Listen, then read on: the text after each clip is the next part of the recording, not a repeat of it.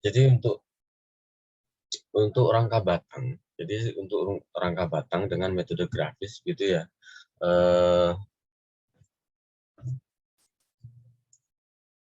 Misalkan kita memiliki struktur kuda-kuda seperti ini. Ini dikatakan kuda-kuda gitu ya. Nah, kemudian ada beban-beban P1, P2, P3, P4 dan P5 gitu. Bagaimana cara menghitung reaksi perletakan tetapi secara grafis gitu. Nilainya di sini adalah P1 dan P5. Jadi di ujung tumpuan di sini adalah masing-masing 500 kg. Kemudian P2, P3 dan P4 adalah 1 ton atau 1000 kg. Begitu. Tentukan gaya batang dari struktur rangka kuda-kuda di atas. Ini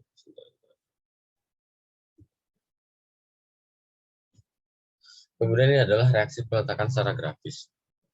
Seperti yang sebelumnya saya sampaikan, jadi beban-beban itu digambarkan sesuai atau skala dengan nilai bebannya. Jadi kalau misalkan 500 itu ya misalkan setengah senti ya setengah senti, kemudian kalau 1000 ya cuma 1 senti begitu ya. Nah, misalnya seperti ini. P1, P2, kemudian P3, P4 dan P5 itu digambarkan berurutan gitu ya. Digambarkan berurutan. Kemudian ambil satu titik sembarang. Jadi misalkan ini adalah titik O, titik O. Boleh di atas, boleh di samping, boleh di kanan, boleh di kiri, ini terserah. Begitu ya. Selanjutnya adalah hubungkan dari pangkal dan ujung masing-masing beban tadi menuju titik O. Seperti ini. Merah, kuning, hijau, biru, ungu gitu ya. Selanjutnya adalah gambarkan garis gaya dari masing-masing beban begitu. Jadi P1 ini garis gayanya bisa sampai ke atas bisa boleh. Dari istilahnya ini adalah garis gaya dari P1. Kemudian P2, P3, P4 dan P5 gitu. Selanjutnya adalah yang pertama ini mulai kita mengaplikasikan, kita membuat garis hubung ini tadi itu kepada struktur atau garis gaya yang sudah kita buat pada struktur tersebut. Jadi misalkan garis yang pertama ini adalah pangkal P1, sebenarnya ini adalah dari tumpuan, hubungan dari tumpuan dengan P1 adalah garis merah, gitu ya. Nah, ini adalah, misalkan ini tumpuan, ini pun ambilnya di garis gaya ini adalah sembarang juga. Jadi terserah ini mau di atas boleh, di bawah boleh, ini terserah. Jadi antara tumpuan dengan P1 ada garis merah. Begitu ya. Nah, kemudian antara P1 menuju P2 itu adalah garis orange ini. Tapi mulainya dari mana? Perpotongan tadi kan di sini. Tumpuannya di garis yang hitam sebelah kiri sendiri, P1-nya juga di sebelah sini. Otomatis memang memotongnya masih di sini, gitu ya. Maka, nah, garis orange ini dari perpotongan ini menuju P, jadi garis orange adalah P1 ke P2. Dari garis gaya P1 menuju ke P2. Kita hubungkan begini. Ini harus sejajar. Manual boleh, pakai AutoCAD boleh. Kalau pakai AutoCAD pasti akan lebih presisi. Tapi kalau manual harus lebih berhati-hati, gitu ya. Kemudian antara P2 dan P3 ada garis hijau ini. Kita pindahkan juga. Perpotongannya di P2 adalah di sini. Maka garis hijaunya di sini menuju P3. Gitu ya. Kemudian antara P3 dan P4 adalah yang hijau tua ini. Begini. Jadi perpotongan di P3 di sini menuju P4 di sini. Memotong garis gaya P4. Ini adalah garis gaya gitu ya. Kemudian P4 dan P5 adalah biru seperti ini. Kemudian P5 dan tumpu.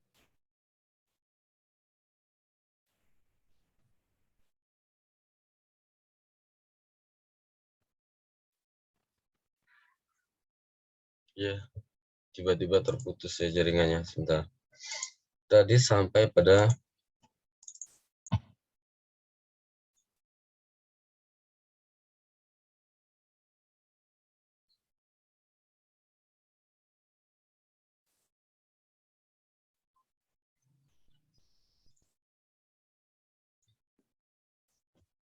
Nah, tadi pada sampai setelah garis biru adalah P antara P5 menuju P4 menuju P5, begitu ya.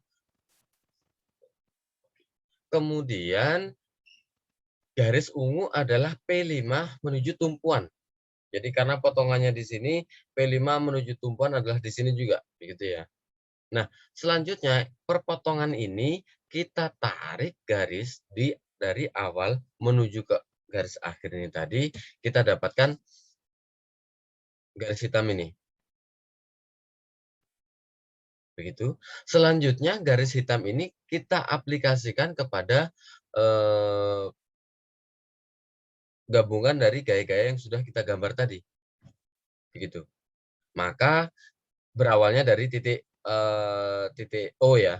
O kemudian dipotongkan ke sebelah kiri begitu sesuai dengan garis warna hitam seperti ini. Selanjutnya adalah nilai VA dan nilai VB itu adalah sebelah atas itu punyanya VA, sebelah bawah punyanya VB. Gitu ya. Atau RA dan RB. Begitu. Maka jumlah atau panjang garis P1, P2 dan sebagian P3 di sini adalah merupakan reaksi vertikal di A, kemudian sebagian P3, P4 dan P5 adalah reaksi vertikal di B. Begitu ya.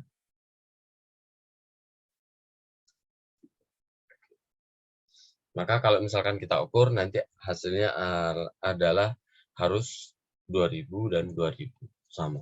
Gitu ya. Ini adalah gaya-gaya batang di setiap titik seperti yang sudah ada contohnya sebelumnya. Nanti akan saya berikan ini PPT-nya. Saya akan berikan PPT-nya supaya teman-teman bisa memahami nanti untuk kalau di slideshow kelihatan langkah-langkahnya bagaimana. Begitu ya.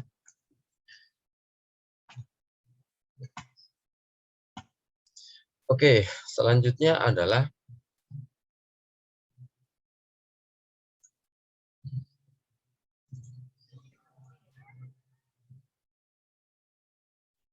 mengenai garis pengaruh. Garis pengaruh, jadi untuk apa namanya?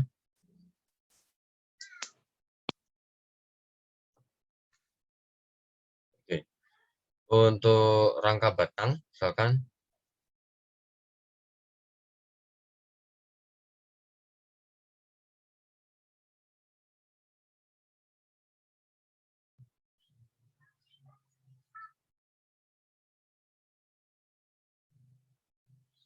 adalah struktur jembatan begitu ya. Kemudian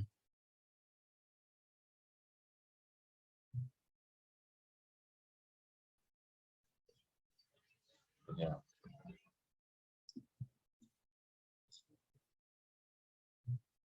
misalkan seperti ini.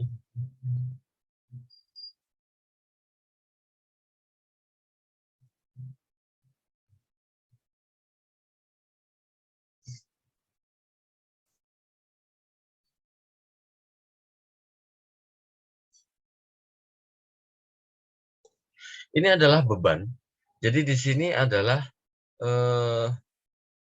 beban, di mana beban ini akan bergerak ke kanan, gitu ya. Jadi kalau misalkan ini adalah jembatan tumpuan sendi, kemudian ada roll begitu, kemudian beban ini adalah bergerak, misalkan ini A, kemudian ini B, C, D, begitu ya. Kemudian di sini batang 1, 2, 3, 4, 5, 6, 7, 8, gitu. Bentar, ini J-nya berapa? 1, 2, 3, 4, 5, 6. J-nya sama dengan 6, kemudian M-nya sama dengan 8, R sama dengan 3. Ini kurang stabil, tapi tidak apa-apa. Tetap bisa kita kerjakan, tapi tidak stabil, gitu ya. 2, 3, 4, 5, 6. Ya, karena 2J itu harus sama dengan M, ditambah R, kan gitu ya. Ini 12 sama dengan 8 ditambah 3. Ini tidak stabil. Tapi masih struktur statis tertentu. Oke, saya lanjutkan. Beban ini akan bergerak ke kanan, gitu. Kemudian pada saat di A, jadi pada saat P di A, kemudian C, kemudian D, kemudian B. Nah, itu bagaimana pengaruhnya terhadap masing-masing batang. Jadi kalau misalkan yang ditanya adalah gambarkan garis pengaruh untuk pada saat P di A, garis pengaruh misalkan untuk batang 5, kan begitu ya. GP, GP, S5. Contohnya seperti itu. Jadi pada saat P di A, gaya batang S5 itu berapa? Pada saat P di C, gaya batang S5 itu berapa? Gaya batang di D, pada saat beban di D, gaya batang S5 itu berapa? Dan seterusnya. Nah, bagaimana cara kita menghitungnya? Gitu ya. Oke, yang pertama adalah kita bisa menentukan reaksi A dan B terlebih dahulu. Pada saat P di A, misalkan di sini adalah 1 ton gitu ya. 1 ton, P-nya adalah 1 ton.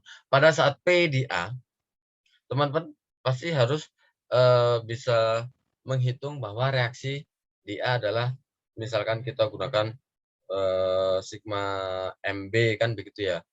Otomatis 1 kali misalkan ini jaraknya 1 2 3. Ini adalah 3, masing-masing adalah 4 meter misalkan seperti itu. Oke, maka 1 kali 4 di 1 kali 12 dikurangi RA dikali 12 sama dengan 0. Maka RA sama dengan P. Kan begitu ya. Ini kan sama dengan 12, ini 12 gitu ya. Jadi pada saat P di A, maka RA-nya adalah 1. Pada saat P di C, kita hitung lagi. 1 dikalikan dengan 8 min RA sama dengan 0. RA dikalikan 12 ya. Maka RA sama dengan 8/12. Gitu ya. Pada saat P di C, RA-nya adalah 8/12. Pada saat P di D, kita bisa hitung lagi.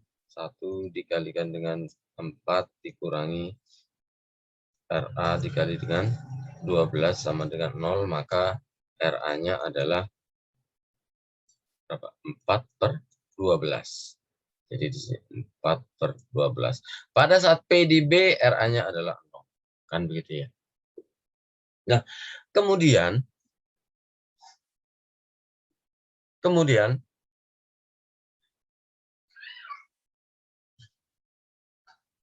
gaya batang S5. Bagaimana kita menghitung gaya batang S5? Gitu ya. Teman-teman boleh menggunakan metode titik buhul, boleh menggunakan metode potongan, namun yang lebih efisien, lebih efektif begitu adalah menggunakan metode potongan.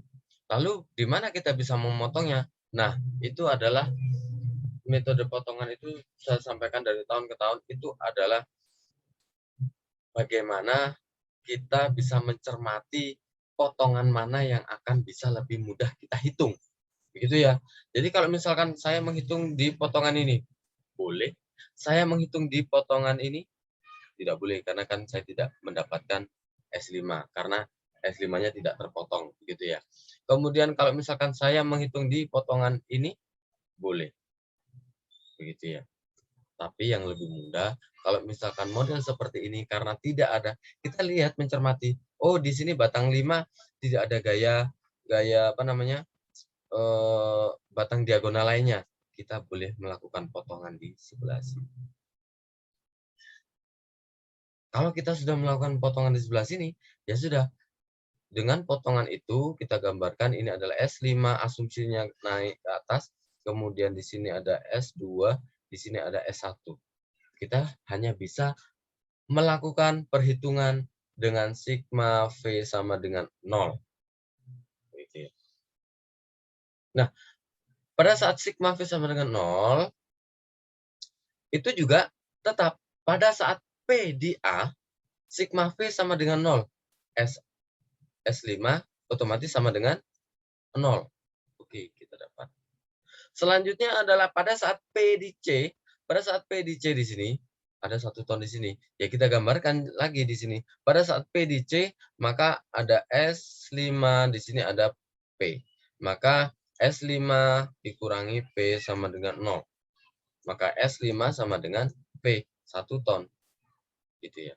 Kemudian pada saat P di D, pada saat P di D, kaitannya sama potongan ini apa? Tidak ada, maka tetap kita gunakan PS5 di sini adalah sama dengan 0.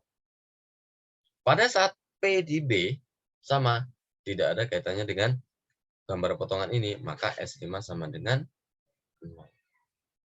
Gitu. Lalu gambarnya bagaimana?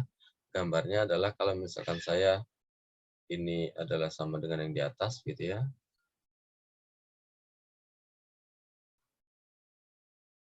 Selanjutnya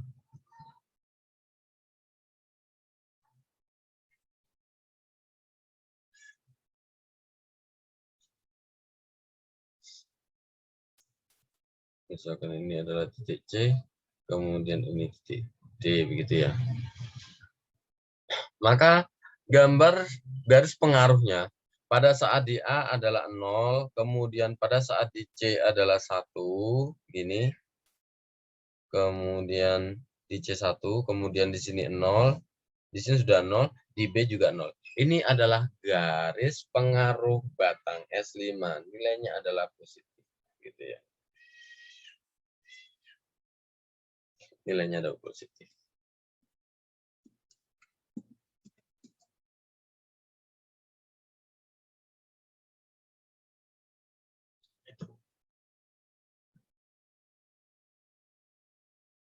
Silakan kalau ada yang ditanyakan.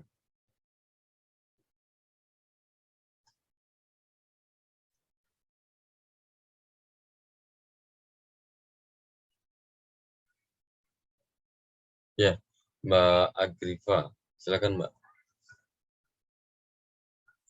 Pak, maaf, boleh tolong ulangin yang bagian titik B sama D, kenapa S5-nya 0 nggak ya? Oke. Ya, Pak, kasih tahu. Ya. Oke. Pada saat di D, ini ya, potongan kita tetap ini. Potongan ini tetap ini. Cuma posisi P-nya, yang pertama, posisi potongan kita tetap ini gitu ya. Tetapi P-nya di mana? P-nya di D. Kan otomatis pada saat kita menghitung sigma V sama dengan 0, otomatis sigma V sama dengan 0, itu kan hanya ada S5 saja. P-nya di mana? P-nya di mana? P-nya ada di D. Tidak ada di potongan, ya sudah. Kalau metode potongan, P tidak ada di potongan, ya sudah, itu kita tidak menghiraukan. Gitu ya. Jadi kita tidak memasukkan bahwa S5 kemudian dikurangi P. Tidak boleh karena P-nya sekarang ada di D. Gitu ya. Jadi komponen vertikal hanya ada S5. Maka ya sudah S5 sama dengan 0. Pada saat di B juga sama. Potongannya tetap ini. Gitu ya. Sebenarnya yang di C tadi juga potongannya tetap yang ini, cuma sudah ada P-nya di C gitu ya. Maka yang saya gambarkan adalah yang di bawah ini. Ada S5, ada P. Kemudian yang di B juga sama, potongan tetap ini. Tapi P-nya itu ada di B sekarang. Karena itu tadi namanya garis pengaruh, bagaimana beban itu berjalan kemudian mempengaruhi gaya batang. Gitu ya. Jadi pada saat di B, P-nya di B otomatis sigma V sama dengan 0, maka di komponen potongan ini hanya ada S5, maka S5-nya juga akan tetap menjadi sama dengan 0. gitu ya. Oke, sekarang kita coba gaya batang lain, gitu ya.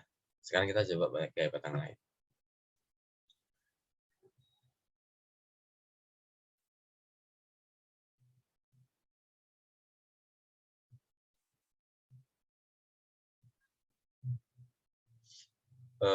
Apa namanya? Tabel ini itu lebih baik tetap ada, gitu ya. Jadi kita boleh memakai RA boleh, kemudian memakai RB juga boleh, gitu ya. Oke, kemudian jika kita ditanyakan garis pengaruh S2, misalkan begitu ya, S2, gitu. Nah, S2,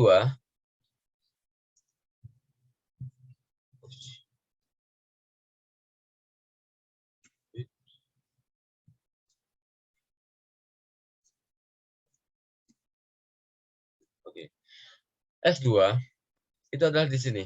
Lalu bagaimana kita menghitungnya? Teman-teman sekali lagi boleh menggunakan join boleh, kemudian potongan juga boleh, gitu ya. Kalau saya, bagaimana cara saya bisa mendapatkan S2 yang lebih cepat? Oke, saya mungkin akan mencoba potongan ini.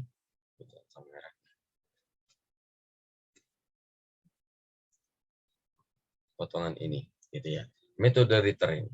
Maka saya gambarkan di sini ada S8, kemudian di sini S5-nya tidak terpotong tetap, kemudian di sini ada S2, gitu ya.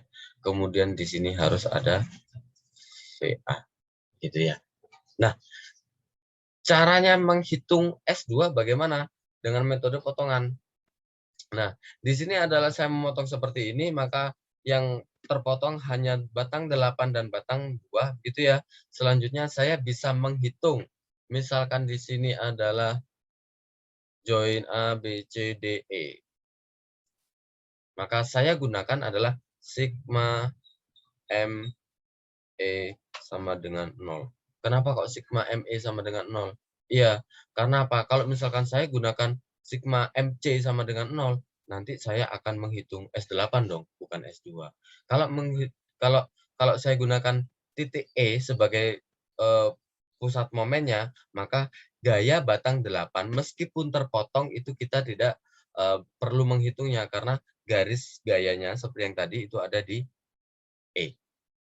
Jadi kalau misalkan sigma ME sama dengan 0, apa saja bagaimana caranya? VA dikali dengan jaraknya, tadi adalah 4 meter, gitu ya, searah jarum jam. Kemudian min S2 dikali misalkan di sini jaraknya adalah 3 meter, tingginya gitu ya, tingginya ini 3 meter. 3 meter. Nah, kemudian komponen apa lagi? Nah, begini, pada saat P di A, oke, sekarang pada saat P di A, 1, pada saat P di A, kan ada VA dikali 4, S2 kali 3, kemudian ada P-nya di A kan, otomatis P-nya di A di sini ke arah E, min P dikalikan 4 sama dengan 0, kan gitu. Nah, gunanya apa yang tadi Pak reaksi? Maka reaksi ini pada saat P di A gitu ya. Ya ini VA-nya yang kita gunakan adalah 1 kali 4 gitu. Dikurangi S2 kali 3 min P-nya adalah 1 kali 4 sama dengan 0. Karena ini sama maka S2 sama dengan 0. Gitu ya. Selanjutnya yang kedua, pada saat P di C, ya, pada saat P di C, rumus ini bisa berubah. Maka rumus ini maksudnya, rumus ini bisa berubah gitu ya. VA kalau pada saat P di C, P-nya saja yang di C ya, tapi potongannya tetap. P-nya sekarang ada di sini. VA dikalikan dengan 4 gitu. Kemudian min S2 dikalikan dengan 3 ya karena arahnya ini adalah 3. Kemudian min ada nggak? P-nya di sini jaraknya ke E ada nggak? Tidak ada kan? Maka min 0 sama dengan 0. Maka S2 dikalikan dengan 3 sama dengan VA dikalikan dengan 4. Tetapi nilai VA-nya sekarang adalah pada saat di C yang kita gunakan tadi. Maka di sini adalah 8/12 dikalikan 4, kemudian ini dibagi dengan 3. Gitu ya. Jadi ini ada 3, jadi maka 8/9. Maka S2 nilainya adalah 8/9. Itu pada saat P di C. 8/9. Ini adalah 0. Kemudian yang ketiga, pada saat P di D, itu ya. Pada saat P di D, rumusnya kira-kira sama dengan mana? Sama yang pertama apa yang kedua? Sama dengan yang kedua. Karena apa? P-nya ada di D. P-nya itu tidak nampak di dalam potongan. Meskipun nampak, kalau di yang dua ini kan jaraknya 0, maka P tidak diperhitungkan. Maka sama, ya sudah. S2 di sini, S2 sama dengan VA dikali 4/3. Namun, pada saat P di D, VA-nya adalah kita gunakan yang ini. Jangan keliru, jangan ini gitu ya. Maka di sini adalah 4/12 dikalikan 4/3. Itu. Maka di sini adalah 4/9. Gitu ya.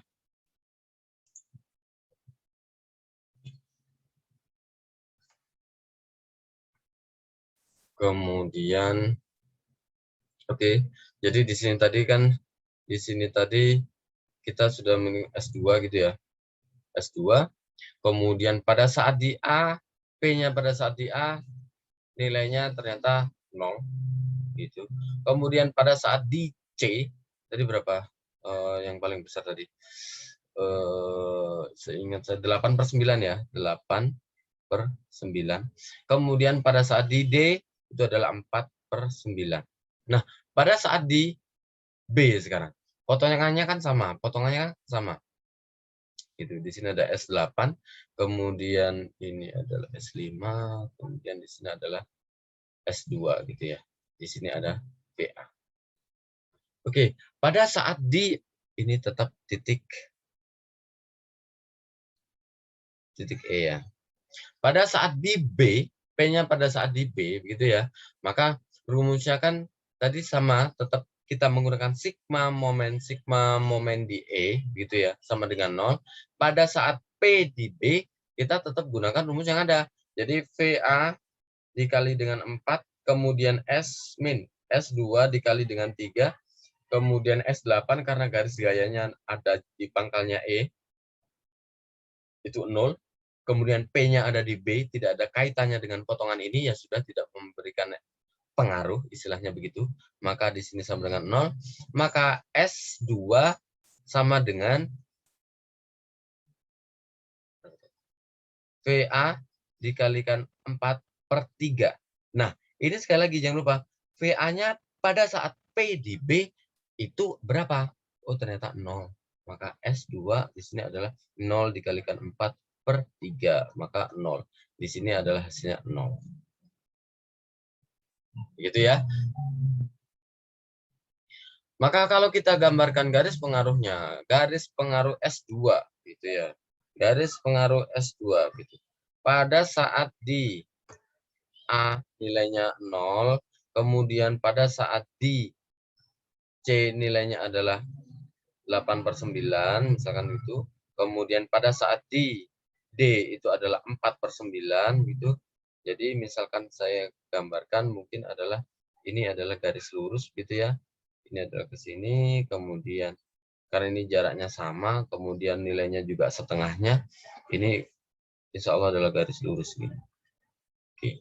Nilainya positif atau negatif adalah setelah kita hitung seperti ini adalah positif, ya sudah memang nilainya adalah positif atau dikatakan sebagai batang tarik.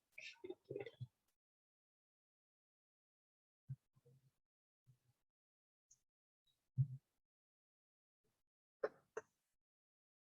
Oke, begitu. Silakan kalau ada yang ditanyakan. Itu adalah garis pengaruh.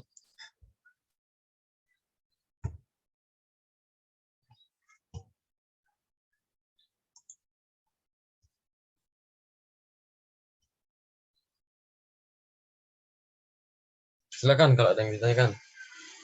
Ya, memang semakin ke akhir semester statika itu semakin rumit perhitungannya. Tetapi kalau memang kita tetap latihan gitu pasti bisa, pasti bisa. Silakan kalau ada yang ditanyakan, teman-teman.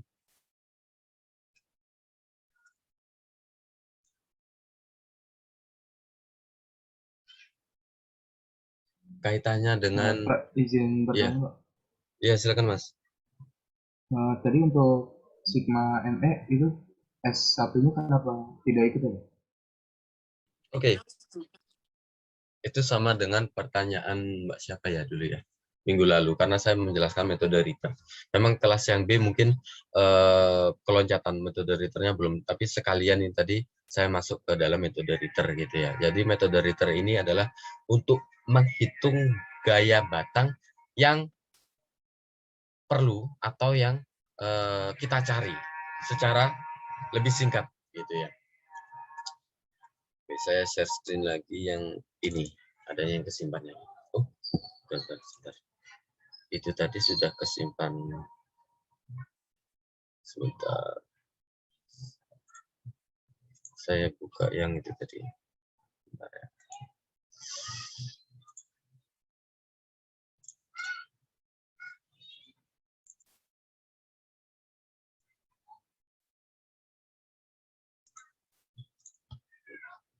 Share screen-nya adalah ini. Oke, Mas. Betul, kenapa gaya batang S1 yang di sini? Ya, teman-teman bisa melihat screen ini ya. Bisa ya? Bisa, Pak. Oke. Jadi kenapa S1 tidak masuk di dalam Sigma ME, Pak? Karena batang 1 atau S1 itu tidak terpotong. Itulah ciri khas dari metode Ritter. Jadi batang yang tidak terpotong itu adalah tidak ikut terhitung. Jadi yang terpotong ini yang batang apa saja? S8 dan S2 karena saya melakukan potongan yang vertikal gini kan ya tadi ya. Maka yang terpotong adalah S8 dan S2. Maka sebenarnya kita yang harus dihitung adalah S8 dan S2. Tetapi karena yang ditanyakan adalah S2, bagaimana cara kita mendapatkan hanya S2 saja? Tidak perlu repot-repot penghitung S8. Otomatis saya meletakkan sigma momennya ada pada di E. Paham ya? Maka kalau saya meletakkan sigma momen di E, karena garis gaya S8 itu juga ada di E, maka S8 tidak terhitung. Kecuali kalau misalkan ditanyakan garis pengaruh S8 begitu. Maka sigma momen yang Anda gunakan kira-kira di mana? Potongannya misalkan saya gunakan potongan yang sama. Maka Di C. betul sekali ya. Jadi karena yang dicari S8, maka supaya S2 tidak ikut dihitung, tidak ikut menjadi variabel yang dicari, maka garis gaya S2 tadi kan di C juga merupakan letak garis gaya S2, maka S2 tidak perlu dihitung. S2 ke titik C kan jaraknya 0, kan begitu kan ya? Begitu ya Mas ya? Bisa dipahami? Dan yang terpotong yaitu yang dihitung, gitu ya. Yang terpotong yang dihitung. Oke, saya tambahkan contoh satu lagi.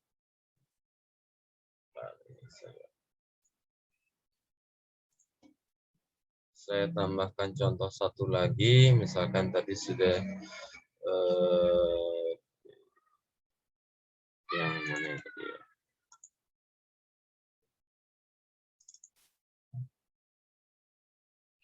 Yang ini deh. Ini karena saya ya untungnya sudah tersimpan beberapa itu tadi. Oke, sekarang kita lanjutkan untuk mencari garis pengaruh gaya batang 8. Gitu ya. Gaya batang 8. Share screen. Ini tadi sudah share screen belum ya? Atau belum? Share screen. Whiteboard. Oke. Tadi S2 tadi sudah ya, sekarang S8. Oke. Mana pensil saya? Ini. Oke. Di dalam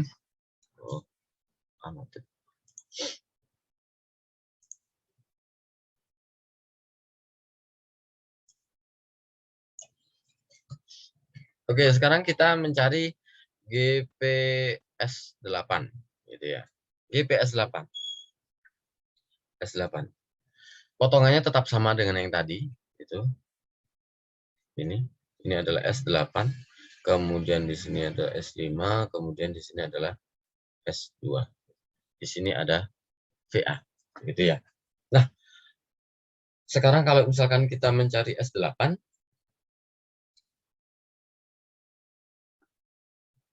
bagaimana? Ini tadi adalah titik C. Maka yang akan kita gunakan adalah sigma momen di C sama dengan 0. Pertama, pada saat P di A. Pada saat P di A, maka sigma momen di C sama dengan 0. Ada VA dikalikan dengan 4. Jaraknya per bias ini 4 tadi ya. Kemudian pada saat P di A, otomatis ada P ya di sini ya. Jadi ada P. Dikurangi P dikalikan dengan 4. Kemudian apalagi komponennya? S8. Searah jarum jam plus S8.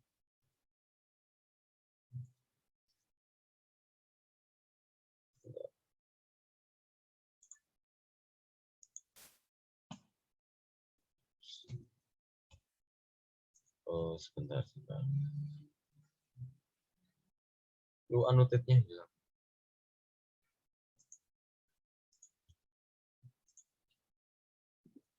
Oh, bisa.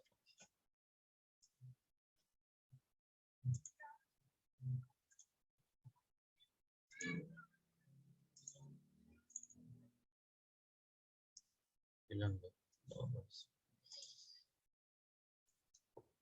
Oke, pada saat P,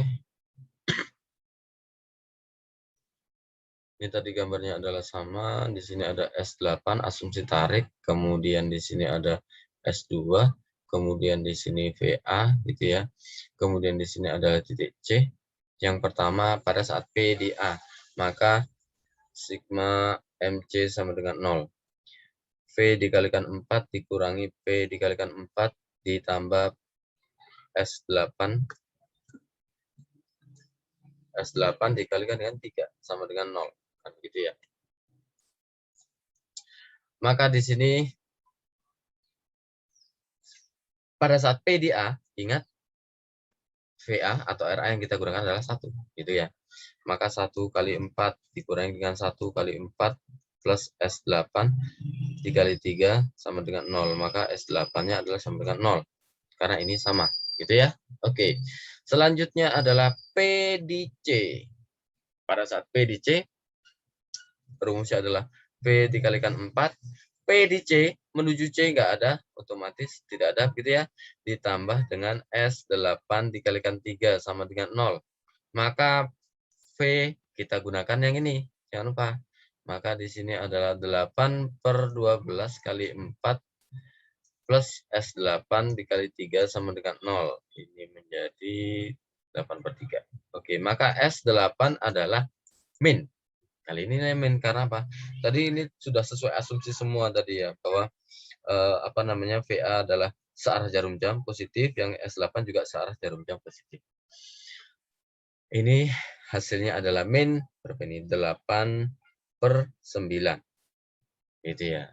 Selanjutnya yang ketiga, pada saat P di D, begitu ya. Pada saat P di D, P-nya ada di luar potongan begitu. Rumusnya sama dengan yang atas ini. P dikalikan 4 ditambah S8 kali 3 sama dengan 0. V-nya jangan lupa kita gunakan yang 4/12. 4/12 dikalikan 4 plus S8 dikalikan dengan 3 sama dengan 0. Maka S8 adalah sama dengan, ini sama dengan yang tadi, 4/9. Tapi minus itu ya. Jadi batang 8 ini adalah batang tekan. Selanjutnya yang di 4. Pada saat P di B. Sama dengan ini. Tapi V-nya berapa? 0. Ya sudah, S8-nya adalah 0. Gambarnya bagaimana? Kemudian gambarnya adalah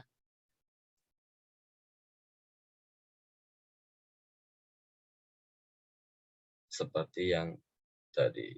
Ini 8/9. Kemudian di sini adalah 4/9, tapi di sini nilainya adalah negatif. Ini tadi S.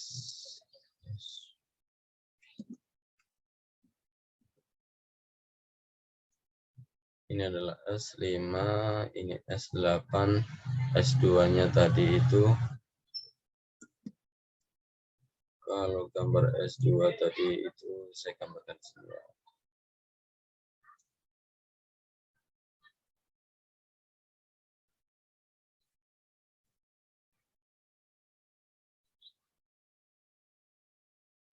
Ini adalah S2.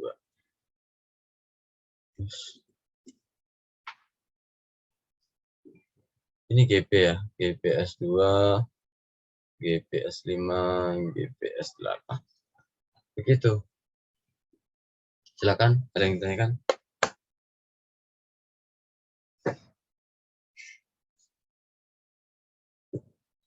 Jadi intinya bagaimana Anda membuat potongan yang efisien mungkin, yang efektif mungkin, bisa mendapatkan gaya batang yang dicari.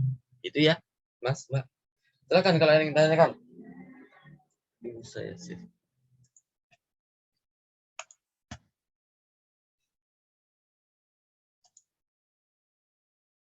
Silakan kalau ada yang ditanyakan. Jadi ini tadi juga termasuk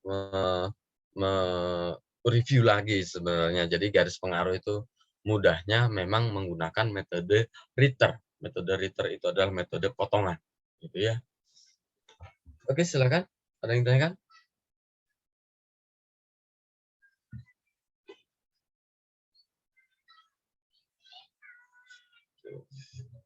Tidak ada?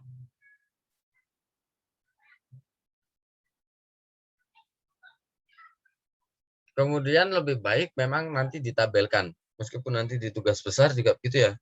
Kalau bisa ditabelkan saja.